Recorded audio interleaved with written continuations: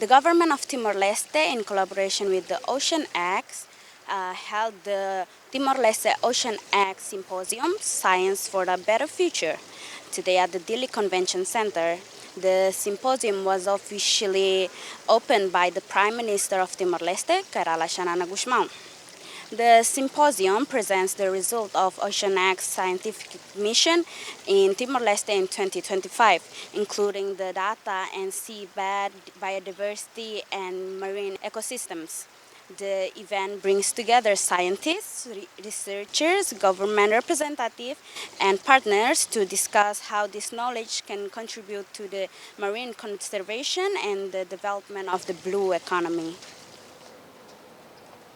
I thank OceanX for its support to Timor-Leste and for sharing its scientific knowledge and discoveries with us today.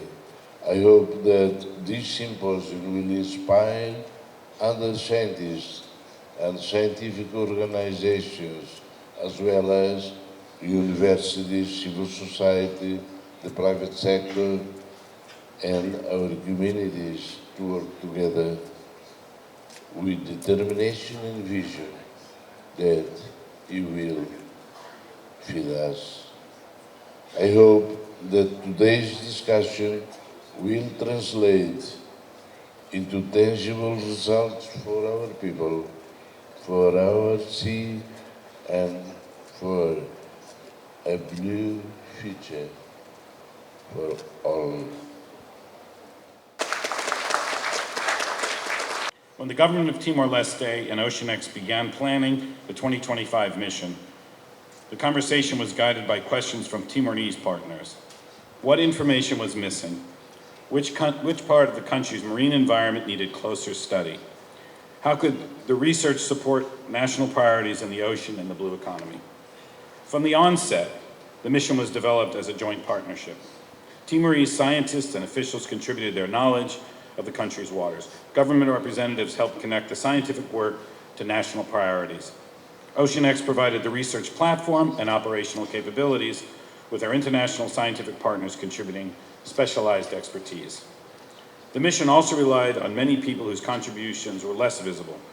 Government teams managed permissions and coordination. Timorese colleagues worked alongside the scientific teams. The crew of Ocean Explorer created the conditions under which this could happen safely and effectively. The blue economy also brings together areas that are often managed separately. Fisheries, conservation, tourism, education, research, and infrastructure all interact with the same marine environment. Priorities can compete, budgets are limited, and decisions often have to be made before every scientific question has been resolved.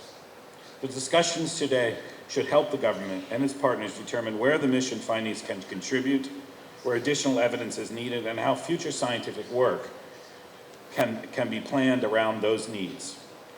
The partnership should also create more opportunities for Timorese researchers. Timorese scientists should be involved in the continuing analysis, the development of research questions, scientific publications, and future fieldwork. UNTL can play an important role in connecting the mission's materials with teaching, student research, and the growth of the national expertise. International collaborations should include access to equipment and data, sustained relationships with specialist institutions, support for postgraduate study, and clear routes for Taiwanese researchers to participate as authors and scientific leads. The proposed Otoro Research and Education Center could provide a permanent base for some of this work. It could lead research with education, conservation, and the practical needs of the communities living closest to the marine environment being studied. A student in Timor-Leste should be able to see the work from this mission and recognize that they can participate in it. They may want to become a marine biologist, engineer, data specialist, filmmaker, or policy advisor. They should be able to work on questions concerning their own country and contribute knowledge that affects its future.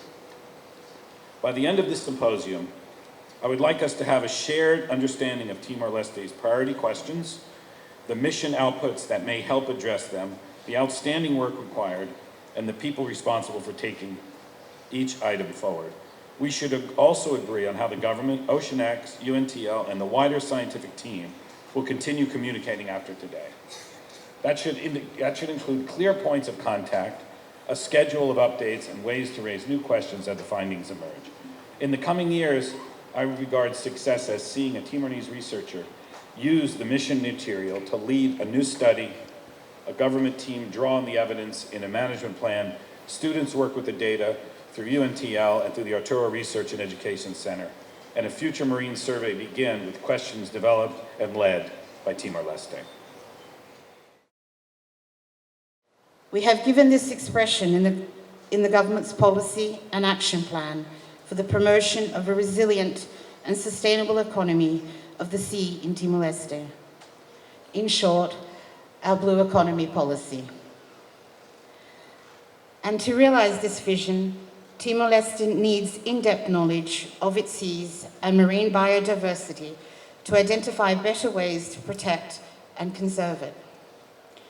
And that is why the scientific research undertaken by OceanX is so important, and why we are holding this symposium to share this knowledge widely. The Blue Economy Policy has 3 parts.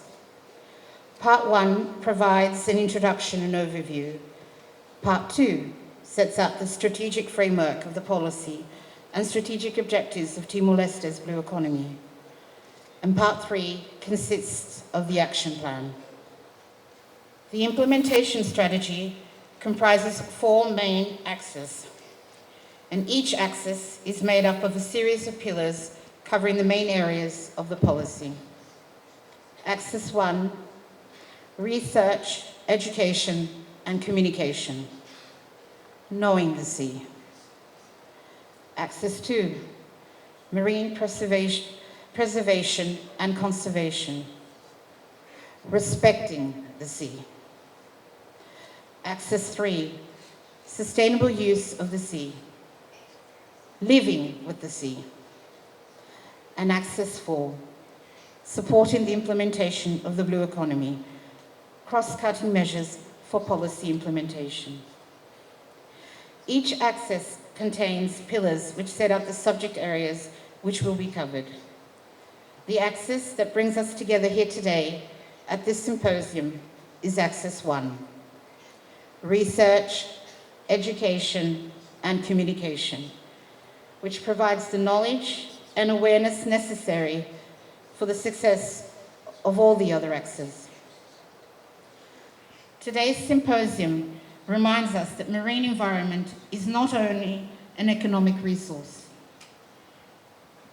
It is also a place of extraordinary beauty, biodiversity, and wonder. And we need to share this knowledge widely, especially with our young people. And I am delighted to see so many young people here today.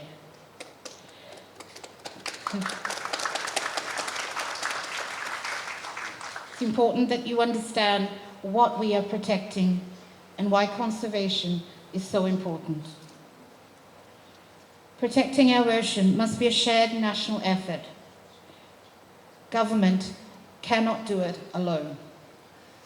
It requires our communities, scientists, universities and schools, civil society, private sector, and our international partners all working together. And I want to reiterate what the Prime Minister said today. Conservation does not mean leaving our marine resources untouched. We are blessed with an extraordinary ocean, and we must use it wisely to create jobs, livelihoods, and new opportunities for our people. That includes opportunities in marine conservation and management, scientific research, sustainable fisheries, and aquaculture and marine tourism. We have an opportunity now to get this right from the beginning, to develop our blue economy while our marine environment is still healthy, and to show that economic development and environmental protection can strengthen each other. This is what our blue economy is all about. I thank OceanX for its support for Timor-Leste and for sharing its science and discoveries with us today. And I hope today's symposium is only the beginning of a strong and lasting partnership between OceanX and Timor-Leste. Now we must turn our blue economy policy into action. And if we do this well, we can protect one of our country's greatest natural assets, create new opportunities for our people, and build a stronger and more resilient Timor Leste. Haunetasi, Haune Timor.